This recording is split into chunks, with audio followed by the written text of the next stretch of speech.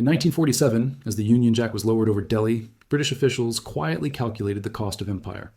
The numbers were staggering. After 2 centuries of rule, Britain had extracted the equivalent of $45 trillion from India. This was not just a story of conquest, but of a systematic economic drain that bankrolled Britain's rise and sowed the seeds of its own decline. The final bill for the Raj was not paid in a single day. It was paid in the vanished fortunes of Bengal's merchants, the empty granaries of Orissa, the ghostly silence of once bustling textile mills in Dhaka and Surat. It was paid in the gold shipped from Calcutta to London, in the taxes squeezed from farmers, in the millions who died in famines, while ships loaded with grain sailed for British ports. The emotional echo was immediate. The pride of empire, the pain of partition, the shock of waking up to a new flag and an empty treasury. The panic of 1929, the chaos of the 1943 Bengal Famine, the uncertainty of every modern debt crisis. Each time, leaders promised stability. Each time, the rules changed and the dominoes fell faster. A single Independence Day revealed the true cost of empire. How did Britain get rich while India bled? The answer is in the way money, power, and policy were fused together. Each move in one market triggered a reaction in another, and the world's richest colony became the world's greatest cautionary tale. But to see how the drain began, we need to go back to the moment the British first set foot on Indian soil. In 1600, Queen Elizabeth I signed a royal charter that would change the fate of 2 continents. The British East India Company was born, not as a government agency, but as a private corporation with a license to trade, fight, and rule. Its first ships landed in Surat, seeking spices and textiles, but trade was only the beginning. By the mid-18th century, the company had become a state within a state. Its private armies outnumbered those of many European monarchs. In 1757, at the Battle of Plassey, a force of just 3,000 company men, backed by bribes and betrayal, defeated the Nawab of Bengal and his French allies. The company seized control of Bengal, the richest province in India, and with it, the power to tax millions. The emotional impact was immediate. In London, company stock soared. In Calcutta, the company's new capital, British officials imposed a monopoly on trade. Indian weavers, once famed for their muslin and silk, were forced to sell at fixed prices. Taxes and tribute flowed to London. The company's profits exploded, but India's wealth began to drain away. Economic terms like monopoly and tribute became daily realities. The company's rule was enforced not just by soldiers, but by accountants and tax collectors. Every bale of cotton, every chest of opium, every sack of rice was counted, taxed, and shipped to Britain.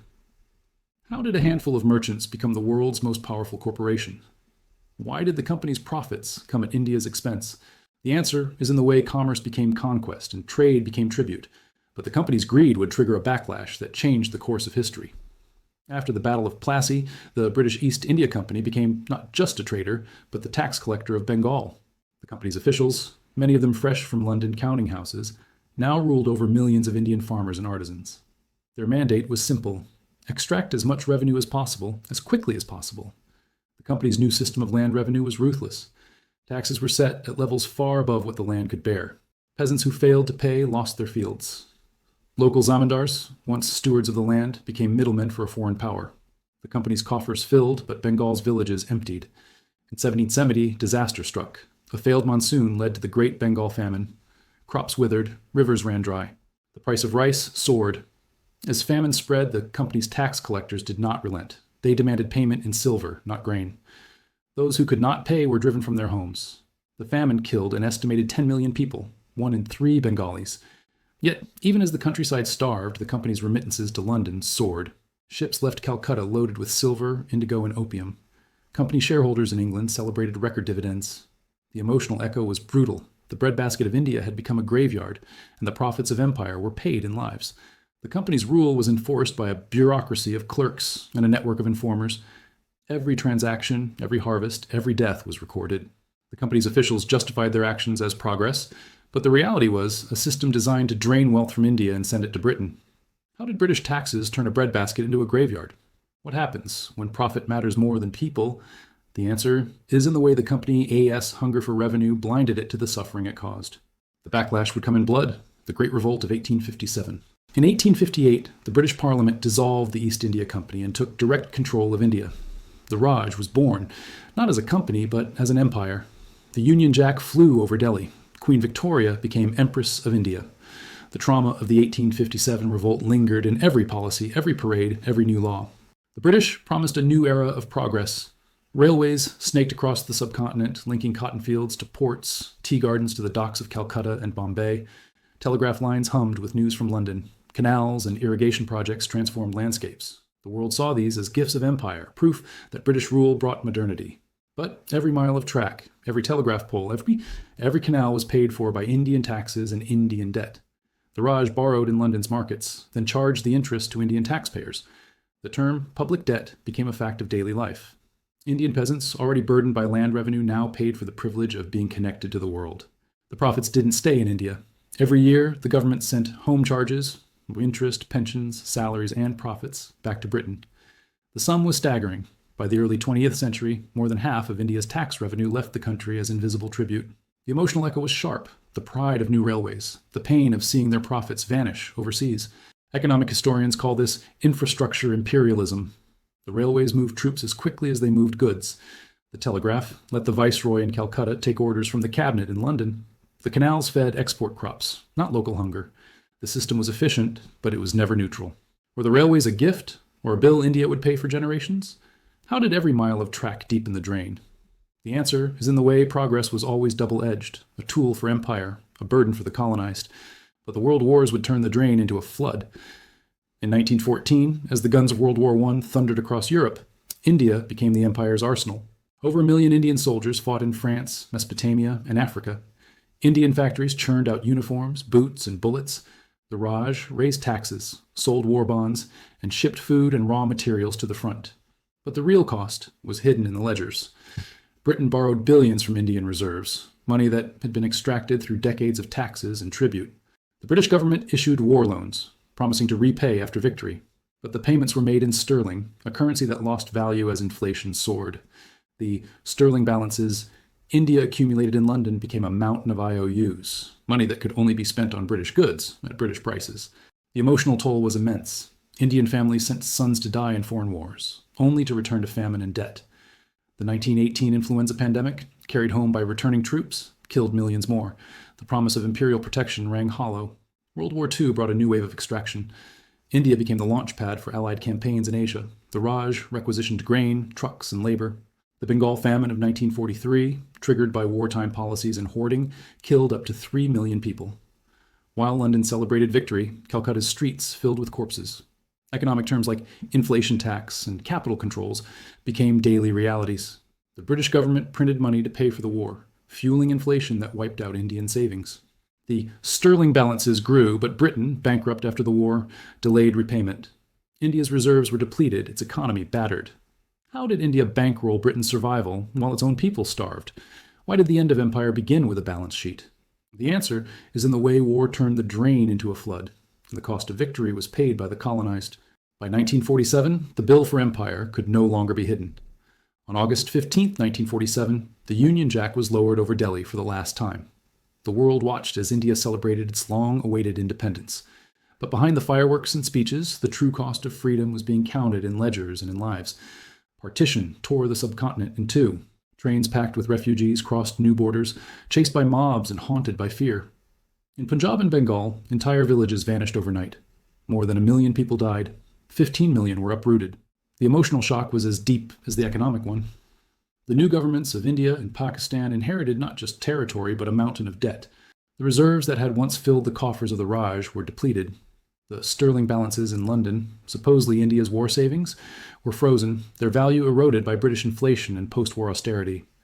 The new nations faced capital flight as British firms and officials moved money and assets out of the country before the handover. Economic terms like post-colonial debt became a daily reality. India's first budgets were dominated by repayments, not investment. The infrastructure left behind, railways, ports, telegraphs, was impressive, but much of it was designed to serve imperial trade, not local needs. The scars of famine, forced labor, and lost industry lingered in every village and city. How did freedom come with a bill no one could pay? What did Britain lose as it let go of India? The answer is in the way empires extract not just wealth, but the future, leaving behind a legacy of poverty, division, and distrust. But the story of the drain didn't end with independence. It became a warning for every empire. The end of the British Raj was not the end of the story. The patterns of extraction, debt, and dependency that drained India for 2 centuries did not vanish with independence. They evolved, adapted, and spread across the global south. In the decades after 1947, new empires rose, not with armies, but with contracts and credit. Western corporations and banks replaced colonial governors. The language changed. Development loans, infrastructure investment, structural adjustment. But the logic was familiar. Countries rich in oil, copper, or cocoa borrowed heavily to build roads, dams, and factories. The money flowed in, then flowed out again as interest payments, profit remittances, and capital flight. Economic terms like neo-colonialism and resource curse became the new vocabulary of dependency. In Nigeria, Angola, and Congo, oil and minerals brought windfalls and new forms of poverty. In Argentina, Indonesia, and Pakistan, sovereign debt crises forced governments to sell off assets, cut social spending, and accept foreign oversight. The emotional echo was clear. The pride of new nations, the pain of old debts, the shock of waking up to find the rules had changed again.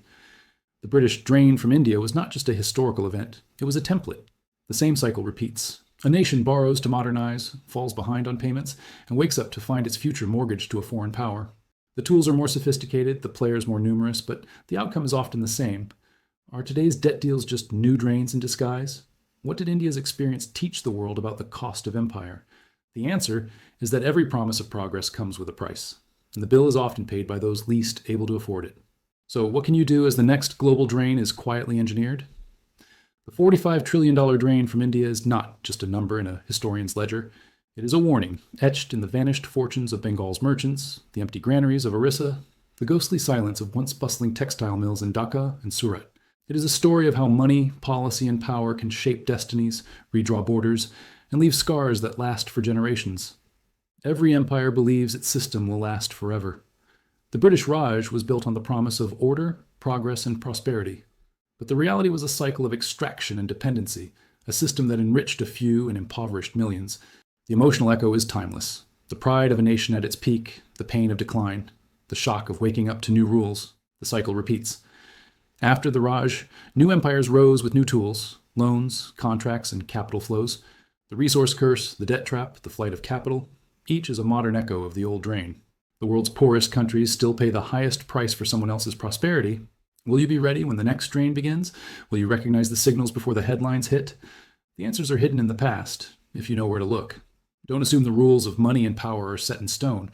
Watch for the signals: rising debt, sudden deals, the quiet transfer of strategic assets.